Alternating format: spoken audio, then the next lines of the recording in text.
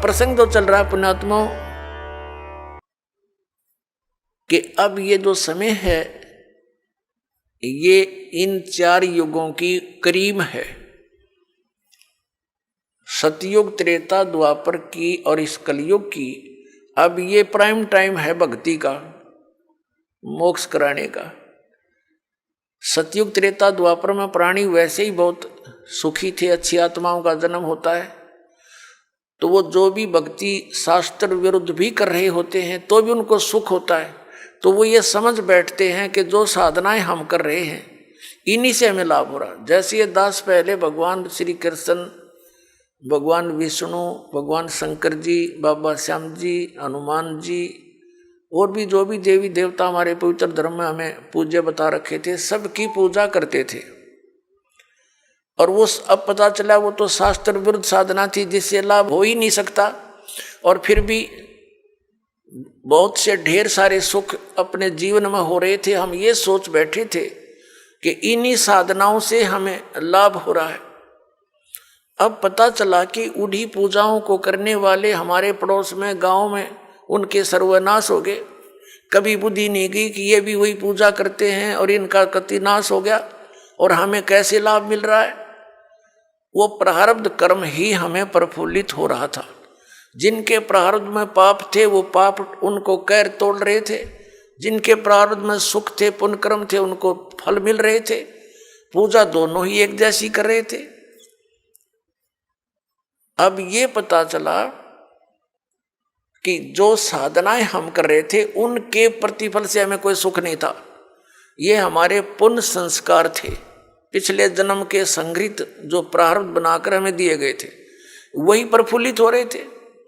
और एक ऐसे भी देखे हमने जो राम नाम का आसपास भी नहीं, गुट्टी लावें, सारा दिन बकवाद करें, ताश खेलें, कोई राम नाम का जिक्र करे, उसका मजाक करें, और उनके ठाठ हैं, उनकी गाड़ियां चलती हैं, ट्रक चलते हैं और वो कुछ भी ना कर रहे।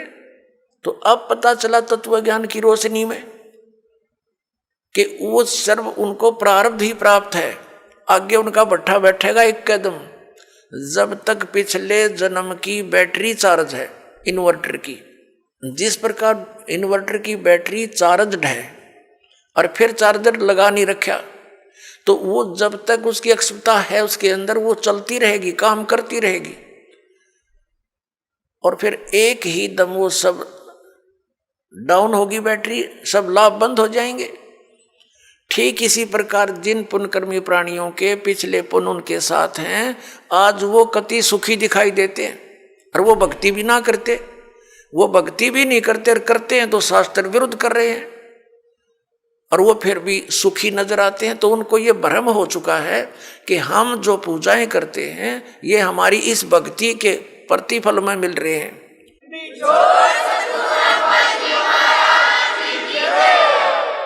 तो ये उनकी भूल है। इसी प्रकार सतयुग, त्रेता, द्वापर में सभी प्राणी, वो बहुत पुण्यकर्मी प्राणियों का जन्म उन युगों में होता है। तो उनके पूर्व जन्म के संस्कारों से उन्हें फल लाभ मिलते रहते हैं। वो सोचते हैं हम सुखी हैं इसी साधना से। तो उनको कोई कहे कि ये पूजा छोड़कर ये करो, वो नहीं मानते। दूसरा कारण उस समय क्या रहा कि उस समय शिक्षा नहीं थी। शिक्षा के अधिकारी केवल एक ब्राह्मण वर्ण के व्यक्ति होते थे, वही पढ़ते थे, वही अपने बच्चों को शिक्षा देते थे आध्यात्मिक ज्ञान की। संस्कृत के पढ़ने का किसी को अलाउड नहीं करते थे। वैसे पाठशालाओं में पढ़ा जरूर जाता था लेकिन अध्यात्म मार्ग का ज्ञान उनको नहीं दिया जाता था, ना उनको अधिकार होता था सदग्रंथों को पढ़ने का। जैसा भी वो बताते थे उसी आधार से वो केवल क्रिया ही करते थे। गुरुजी ने जो मार्गदर्शन किया उसी तरह वो क्रियाएं करते रहे। और दूसरा ये था कि उस समय एक वेदों को ही आधार मानकर ज्ञान दिया जाता था, अन्य कोई शास्त्र या कोई विचार कोई व्यक्त नहीं करता था। कोई शास्त्र सदग्रंथ अन्य नहीं था वेदों के अतिरिक्त। तो उनको कोई शंका संशय नहीं था और उनको जो मार्ग बताया जाता था वेदों अनुसार ओम नाम का जाप ही ऋषि लोग दिया करते थे और कोई अन्य मंत्र नहीं देते थे। जैसे ये ओम नमः भागवते, ओम नमः शिवाय आदि ये मंत्र नहीं जाप करते थे, वो तो बाद में करने लगे हैं लोग। तो केवल ओम नाम का जाप और 500 यज्ञ ये ऋषि जन करते और करवाते थे। तो उस समय जो साधना वो ओम नाम का जाप और गुरु परंपरा से करते थे, उनको भविष्य की पुण्य तो एकत्रित होते थे, लेकिन लाभ उनको पिछले ही संस्कारों से मिल रहा होता था। ओम नाम के जाप से उनको क्या लाभ होता था? ब्रह्मलोक प्राप्ति। जैसे आपने श्री महावीर जैन जी के जीवन में बहुत बार दास ने दिखाया है, वो महापुरुष तो वेदों अनुसार साधना करते थे, जिस कारण से 80 लाख बार तो वो देवता पद को प्राप्त किया उन्होंने। और फिर कितना कैर टूटा पाप के कारण, 60 करोड़ बार गधा, 30 करोड़ बार कुत्ता और बिल्ली हाथी, पता नहीं कितनी बार उन्हें ऐसे कष्ट भोगे। तो ये विधान है यहाँ के भगवान का। तो सतयुग त्रेता द्वापर में कोई भी प्राणी परमात्मा के इस ज्ञान को ग्रहण नहीं कर सकता। कोई ये कहे कि ब्रह्म से ऊपर भगवान है, और कोई ये कहे कि श्री कृष्ण और राम से ऊपर कोई शक्ति है, विष्णु और ब्रह्मा से ऊपर शक्ति है, तो सतयुग त्रेता द्वापर में लोग नहीं मानते, क्योंकि वो स्वयं सुखी होते। और इब कलयुग में क्या है, इस काल न करी थी हेरा फेरी हमारे साथ। क्या हेरा फेरी की थी कि परमात्मा से कहा था कि जब तुम्हारा वो प्राइम टाइम आवेगा कलयुग में पार करने का, तो उससे पहले मैं अनेकों पंथ, अनेकों मजहब बना दूंगा, सबको भ्रमित करवा दूंगा, मंदिर मस्जिद गुरुद्वारे और इन तीर्थों तक सीमित कर दूंगा, श्री राम कृष्ण देवता आदि पर पूर्ण दृढ़ कर दूंगा। और जब तेरा कोई संत आएगा, तेरा अवतार आएगा इस अज्ञान का नाश करने के लिए, तो उसकी कोई नहीं सुनेगा। इसलिए काल ने कलयुग का समय परमात्मा से मांगा था कि कलयुग में आप कितने ही प्राणी मुक्त करा लेना। परमात्मा को पता था, कबीर परमेश्वर जी को, कि सतयुग त्रेता द्वापर में ये प्राणी दुखी नहीं होंगे, इनके पुण्य इनके साथ रहेंगे, ये मेरे विचारों को कतई नहीं मानेंगे। और कलयुग में काल ने चाल चली थी कि इनको नास्तिक कर दूं, ये भक्ति चाहे ही नहीं, कोई आवे तो उनका संदेश वाहक परमात्मा का, तो ये सुना ही नहीं। जैसे पूरा चीन नास्तिक हो गया, पूरा रूस नास्तिक हो गया। काल का ये दाव था कि भारतवर्ष को भी नास्तिक कर दूं। इसके लिए इसने कौन से कदम उठाए? पहले तो बुद्ध धर्म की शुरुआत की। बुद्ध धर्म के ऊपर परमात्मा ने दया करी, आदि शंकराचार्य को भेजकर उस बुद्ध धर्म को बंद किया और अपना धर्म चला दिया। काल भगवान ने उसको भी ग्रिप कर लिया। उसने श्री कृष्ण, श्री राम, श्री शंकर जी को सुप्रीम पावर बताकर हमारे ऊपर ये पूरी साधनाएं थोप दी, और फिर साथ में मंदिर, ये तीर्थों और ये धामों की पूजाओं पर लगा दिए, बंदरों की पूजाओं पर। अब परमात्मा बड़े दयालु हैं, ये भी उनका एहसान है श्री आदि शंकराचार्य जी का कि उसने हमें नास्तिक होने से बचा दिया। यदि बौद्ध धर्म भारतवर्ष में फैल जाता तो चीन जैसी दशा आज हमारी होती, हम राम नाम बोल भी नहीं सकते थे। लेकिन बात वही की वही रही, आसमान से गिरे, खजूर पर अटक गए। लेकिन इतना अवश्य रहा कि हम धार्मिकता की तरफ अग्रसर रहे। अब काल ने फिर दूसरा दाव खेला नास्तिक बनाने का। ये जितना राधा स्वामी पंथ, जय गुरुदेव पंथ, विनोद वाला, राधा स्वामी पंथ, ताराचंद वाला, और ये सच्चा सौदा सिरसा और जगमाल वाली वाला, और ये अड़क यहाँ पर निकट सी है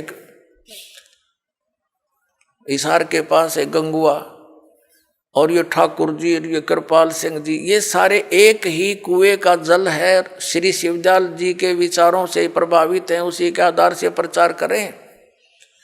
अब ये क्या करते हैं, जैसे अपने हिंदू धर्म के सबके घरों में एक जोत जला करती देसी घी की, ये तो आम देखा होगा आपने। तो इन्होंने राधा स्वामी, धन धन सतगुरु वाला ने, जय गुरुदेव वालों ने, ये ताराचंद वाला ने वह भी बंद करवा दी। इन्हों का ये जोत नहीं जलानी, हमने तो अंदर जोत जलाएंगे। बताओ, वो थोड़ा बहुत हवन यज्ञ का लाभ था, होना था, पुण्य बनना था, वो भी बंद करवा दिया। और इनका ज्ञान आपके पास है, वो कैसे वचन सुनाते हो, सतनाम, वही सतनाम है, वही सतपुरुष, वही सार शब्द, वही सार नाम, वही सचखंड, वही सतलोक, वही राधा स्वामी। ये इनकी अकल देखो। इन ज्ञान तो सब सदग्रंथों से अलग कर दिया। इनकी एक और थ्योरी है। इनके महापुरुष कहते रहे हैं कि हमने वेदों और गीता को पढ़ने की आवश्यकता नहीं, हमारा ज्ञान तो इनसे आगे का है। जो थोड़ा बहुत गीता जी को नित्य पाठ करके ज्ञान यज्ञ का लाभ मिलना था वो बंद करवा दिया, इन ग्रंथों से नफरत करवा दी। तो ये पक्के काल के दूत थे। अब कुछ वर्षों के अंदर आप देख लेना, अगर ये नहीं इस मार्ग पर लगे तो सब नास्तिक हो जाएंगे, चीन जैसी स्थिति हो जाएगी इन लोगों की। लेकिन अब परमात्मा दया करेंगे, सबको ये ज्ञान स्वीकार करना पड़ेगा, नहीं तो इस मनुष्य जीवन को नाश करके वो बहुत कष्ट उठाएंगे जो इस ज्ञान को स्वीकार नहीं करेंगे। दास कोई उनकी बुराई में नहीं बोल रहा, इस दास को ये पता चल गया कि हम एक पिता की संतान हैं, और यहाँ का जो काल भगवान है वो नहीं चाहता कि इनको यथार्थ ज्ञान हो। सदग्रंथ हमारे पास है और गुरु हमने बना रखे। हमारे हिंदू धर्म के गुरु हमें नहीं बता पाए सदग्रंथों में क्या प्रमाण है, इसके विरुद्ध लोक वेद सुनाकर हमारा बट्ठा बैठा दिया इन्होंने। तो दास का उद्देश्य सभी पुण्यकर्मी प्राणियों से है, यही है कि आप जी सच्चाई को ग्रहण करें, पूरा अच्छी तरह जांच करें जो दास शब्द बोलता है, और फिर इस तत्व ज्ञान को ग्रहण करें और अपना कल्याण करवाएं।